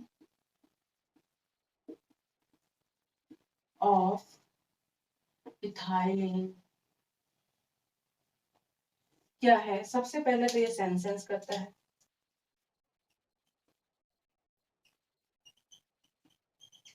किसको, लिव को, लिव को बहुत जल्दी उससे गिरा देता है, इसको लिव को सेंसेंस कर देता है, उसके बाद फ्लावर को करता है, उसके बाद फ्रूट को करता है, फ्रूट को करता है, सेंसेंस करता है, इसके बाद हम क्या देखते हैं कि ये जो डोरमेंसी था ना, डोरमेंसी को ब्रेक कर देता है, डोरमेंसी को ब्रेक करने की वजह से इसमें जर्मिनेशन, एग्जाम्पल हम लेंगे, जर्मिनेशन होने लगता है, अगर डोरमेंसी नहीं रहेगा, उसके अंदर सीड के अंदर कोई भी ऐसा डोरमेंसी, डोरमेंसी का मतलब ये होता है कि सारे फेवरेबल कंडीशन होने के बावजूद भी सीड जर्मिनेट नहीं कर पा रहे हैं, तो ये हमारा डोरमेंसी कहलाता है। अगर डोरमेंसी को ये ब्रेक डाउन कर रहा है, अगर किसी भी प्लांट में, किसी भी सीड में डोरमेंसी है, ये क्या काम करता है, उसे ब्रेक डाउन करता है, तो वो सीड इजली जर्मिनेट होने लगता है। तो एग्जाम्पल हम लेते हैं peanut, peanut germination, peanut germination करता है और उसके बाद कुछ पार्ट को थिनिंग भी करता है, थिनिंग जैसे मोटा करता है, ये क्या क्या है, कॉटन, स्ट्रॉबेरी,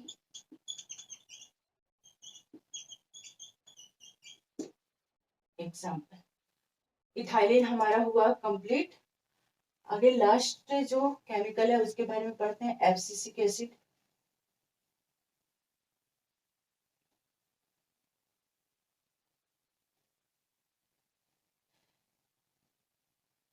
एक टर्म आता है triple, triple response, response,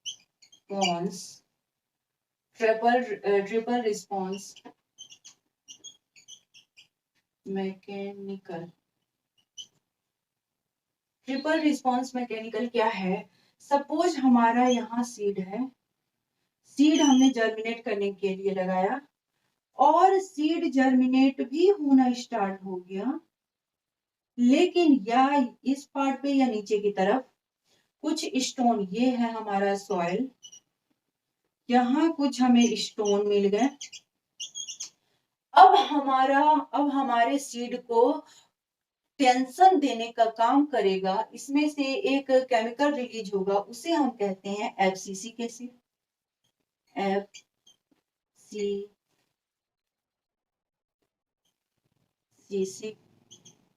acid, और इनमें से एक और केमिकल रिलीज होगा, उसे कहते हैं इथाइलिन।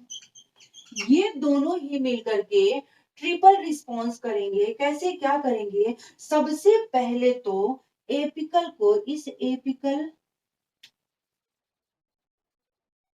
इस एक्सिस को ठीक करेंगे, एपिकल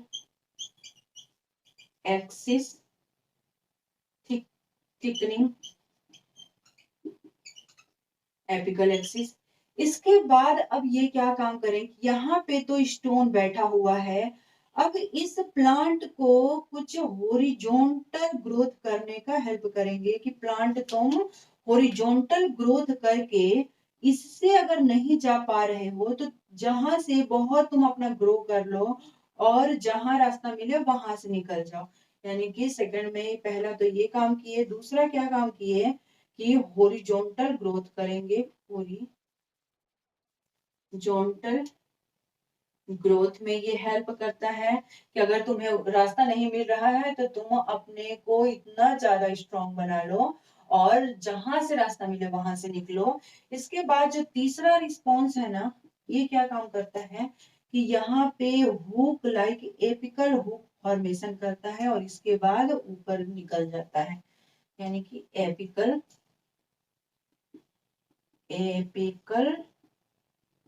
हुक फॉर्मेशन करता है। फॉर्मेशन ट्रिपल रिस्पॉन्स में दो केमिकल प्रेजेंट होते हैं सीड में। अगर सीड में तो बहुत सारे केमिकल प्रेजेंट होते हैं, लेकिन एक्टिवेट उस टाइम पे कौन से केमिकल है, तो उस टाइम पे एक्टिवेट इथाइलिन और एब्सिसिक एसिड है। स्टोन को देखते हुए सबसे पहले तो ये क्या काम करेगा कि उसका जो प्लोम्यूल निकल रहा था, जो रेडिकल निकल रहा था, उसको क्या करेगा, स्ट्रॉन्ग बनाएगा, और स्ट्रॉन्ग बना करके, मोटा बना करके फिर उसको कहेगा कि तुम उसको तुम क्या करो कि हॉरिजॉन्टल लाइन अपना देखो कि हॉरिजॉन्टल लाइन से जहां से निकलना वहां से निकलो। तो वो साइड से क्या करता है कि निकलने लगता है, और उसके बाद अपना एक नोक सा बनाता है और ऊपर जाकर के ये हमारा हुआ ट्रिपल रिस्पॉन्स। एक टर्म आता है इथियोफेन।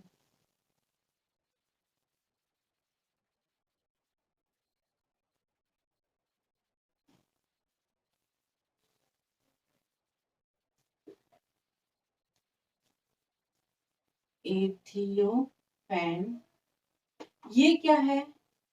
ये है हमारा इक्वेस इथाइलिन। ये इक्वेस इथाइलिन है जिसे हम स्लोली रिलीज करते हैं प्लांट पे, ताकि प्लांट राइप हो जाए। तो इथियोफेन हो गया। आगे हम पढ़ते हैं क्या हमारा है, एफसीसी एसिड, एफसीसिक एसिड। अब एफसीसिक एसिड ये तो स्ट्रेस देता है प्लांट को, प्लांट को टेंशन देता है। कब? जब बहुत ज्यादा कोल्ड बढ़ जाए, अब तो तुम मरने वाले हो, समर बहुत ज्यादा आ जाए, अब तो तुम मरने वाले हो, हमेशा ही बोलते रहता है, या अटम आ जाए, अब तो तुम मरने वाले हो, ये हमेशा ही प्लांट को टेंशन देने का काम करता है। इसलिए इसे हम स्ट्रेस हार्मोन भी कहते हैं। और ये क्या करता है कि रोकेगा सेल डिवीजन से, इसे इनहिबिटर कहते हैं, इनहिबिटर।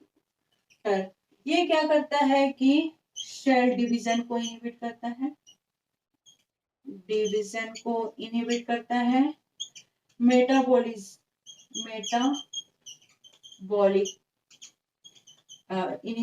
इनहिबिट करता है, मेटाबॉलिक रिएक्शन को भी इनहिबिट करता है, सीड जर्मिनेशन को भी इनहिबिट करता है, जर्मिनेशन को भी ये इनहिबिट करता है।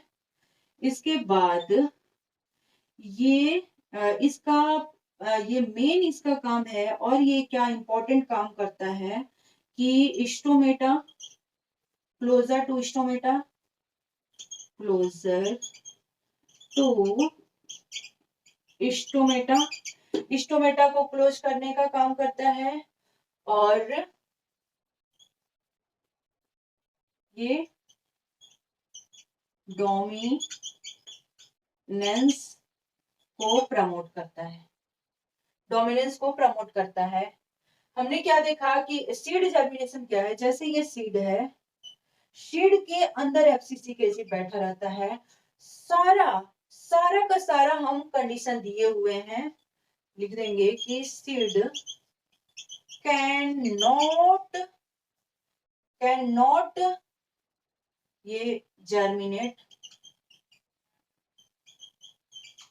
Eight appropriate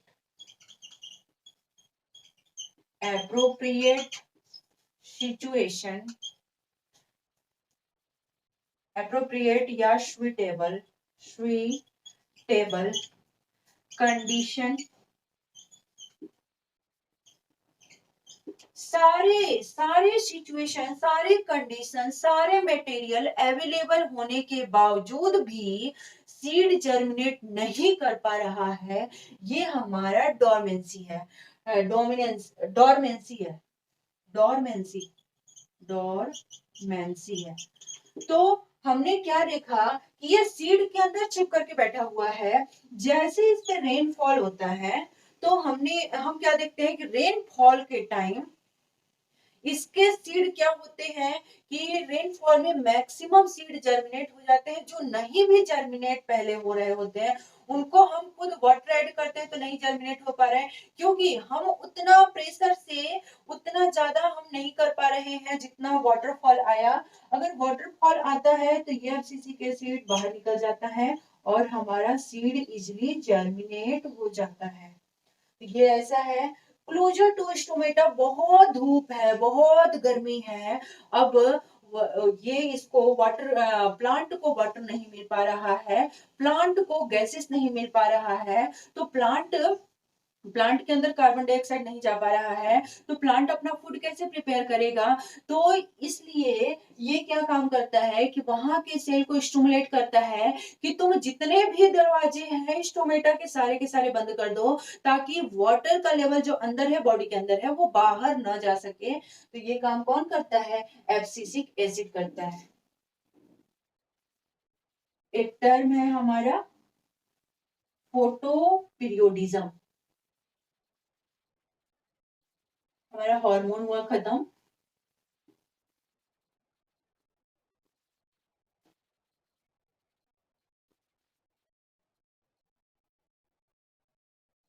photo photo periodism.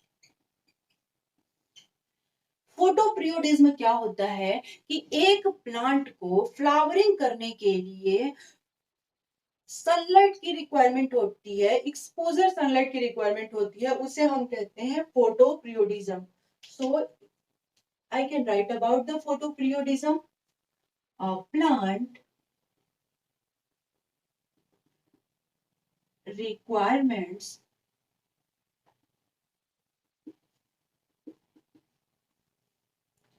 exposure of sunlight, exposure of sunlight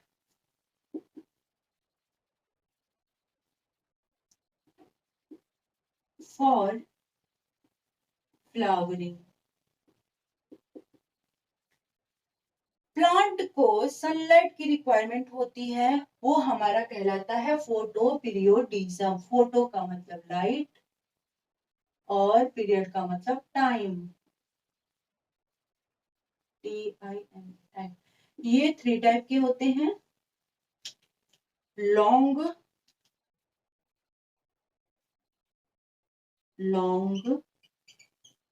day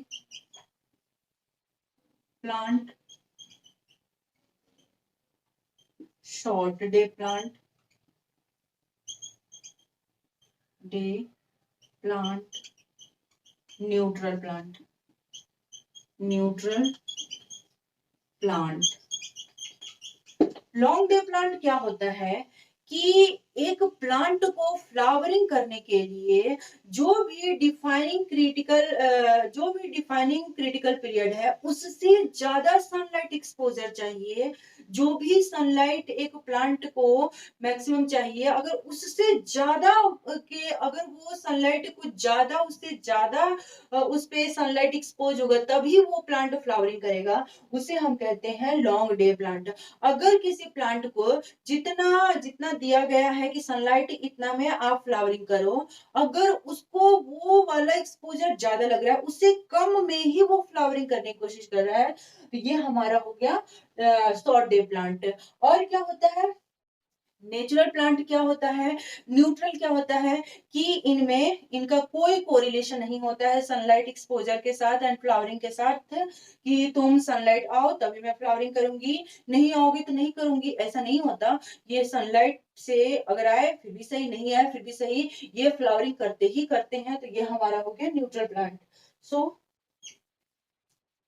plant require sunlight sunlight more than exposure of sunlight, exposure of sunlight more than critical defining feature। एक plant को flowering करने के लिए for flowering, एक plant को flowering करने के लिए जो क्रिटिकल पीरियड डिफाइनिंग जो क्रिटिकल डिफाइनिंग पीरियड था, डिफाइनिंग पीरियड फीचर नहीं पीरियड, क्रिटिकल डिफाइनिंग पीरियड था, उससे ज्यादा उसको लाइट एक्सपोजर की जरूरत है फ्लावरिंग करने के लिए, इसे हम कहते हैं लॉन्ग डे प्लांट। और शॉर्ट डे प्लांट क्या होता है plant requires exposure of sunlight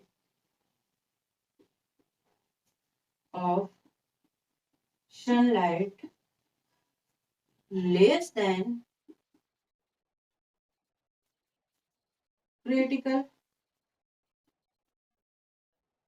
defining period for flowering।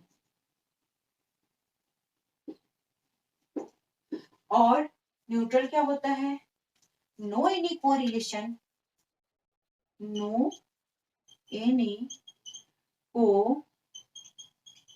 correlation between sunlight exposure exposure and sunlight exposure and flowering। इसको कोई मतलब नहीं रहता फ्लावरिंग करने के लिए, इसको कोई मतलब नहीं है कि आप हमें सनलाइट दोगे तभी हम फ्लावरिंग करेंगे वरना नहीं करेंगे, ऐसा कुछ नहीं होता। तो मेरे को उम्मीद है कि आप लोगों को फोटो पीरियोडिज्म क्लियर हो गया होगा। आगे हम एक टर्म पढ़ते हैं फोटो पीरियोडिज्म क्या है, कि प्लांट को फ्लावरिंग करने के लिए सनलाइट की रिक्वायरमेंट होती है, सनलाइट के एक्सपोजर की रिक्वायरमेंट होती है, इसे हम फोटो पीरियोडिज्म कहते हैं। Photoperiodism are three type, long day plant, short day plant and natural plant. Long day plant plant require exposure of sunlight more than critical defining period for flowering। यानी कि एक plant को flowering करने के लिए जो critical defining period है उससे ज्यादा सनलाइट की रिक्वायरमेंट है, इसे हम लॉन्ग डे प्लांट कहते हैं। Short day plant a plant requires exposure of sunlight less than critical defining period critical defining period for flowering, एक प्लांट को फ्लावरिंग करने के लिए जो क्रिटिकल डिफाइनिंग पीरियड था उससे कम की एक्सपोजर की जरूरत है, इसे हम कहते हैं शॉर्ट डे प्लांट। और न्यूट्रल प्लांट क्या होता है कि कोई मतलब नहीं है कि तुम सनलाइट आओ या नहीं आओ, मैं तो फ्लावरिंग करूंगी ही करूंगी, तो ये हमारा हो जाएगा न्यूट्रल। आगे एक टर्म है फोटोट्रॉपिज्म।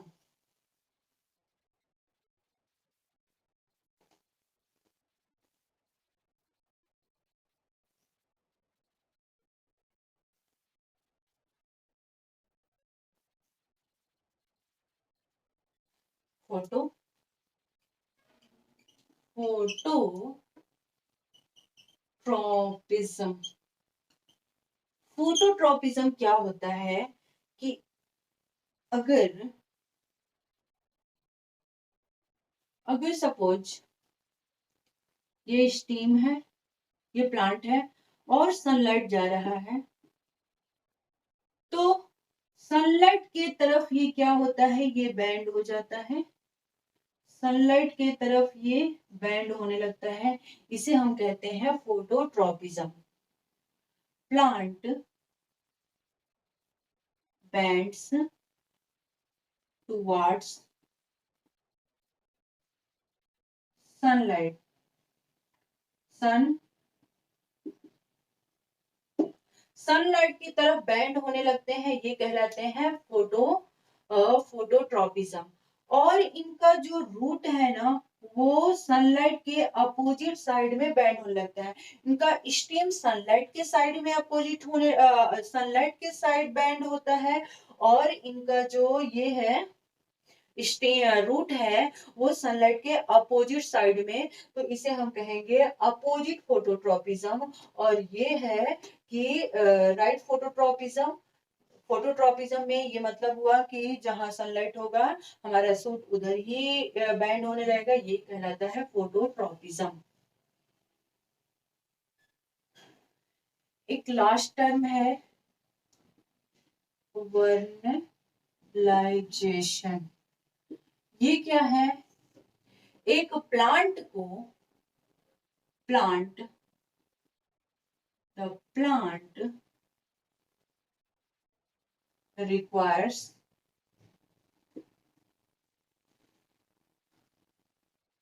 temperature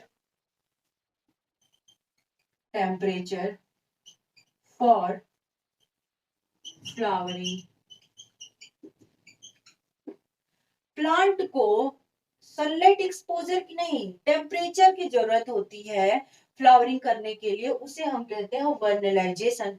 जैसे कि सपोज ये प्लांट है और यहाँ प्लांट बहुत फास्ट ग्रो किया, और उसके बाद अचानक ही बहुत जल्दी ये फ्लावरिंग कर दिया, इसके पास स्ट्रेंथ नहीं है। और वहां पे क्या है, स्प्रिंग सीजन है, तब ये इसके पास स्ट्रेंथ है ही नहीं, फ्लावरिंग क्या हो गया, फ्लावर नीचे गिर गया। तो इसलिए प्लांट को कहा जाता है कि प्लांट देखो, तुम आराम आराम से स्प्रिंग में पहले ग्रो करो, फिर उसके बाद तुम स्प्रिंग के बाद समर में तुम जा करके ये करो, फ्लावरिंग करो, और ऑटम में तुम गिरा दो अपना फ्लावरिंग। तो ये काम होता है, ये हमारा कहलाता है वर्नलाइजेशन। स्प्रिंग में तुम पहले ग्रो करो, इसको ग्रो करने के लिए कहा जाता है।